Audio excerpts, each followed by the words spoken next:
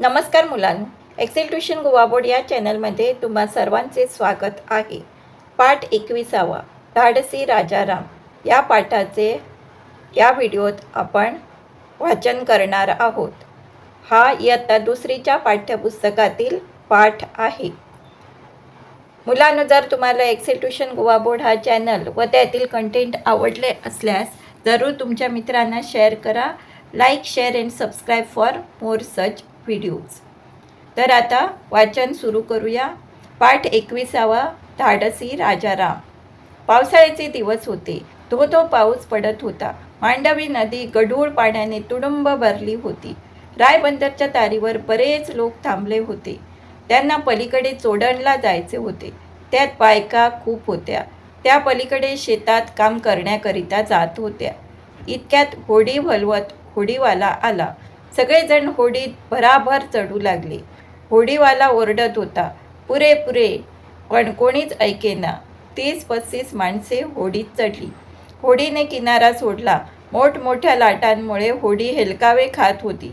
सगळ्या बायका घाबरून गेला. भीतीने सगळे ओरडू लागले, पाव रे देवा, पाव गे साहेबिनी. इतक्यात एक मोठी लाट आली. होडी उलटली. होडीतील सगळी माणसे नदीत पडली. एकच आरडाओरडा झाला. जवळच एक होडीवाला मासे पागत होता. त्याने होडी उलटताना पाहिले. पाण्यात पडलेले पुरुष किनाऱ्याला पोचले होते, कारण त्यांना पोहायला येत होते. पण बायका गटांगळ्या खात होत्या.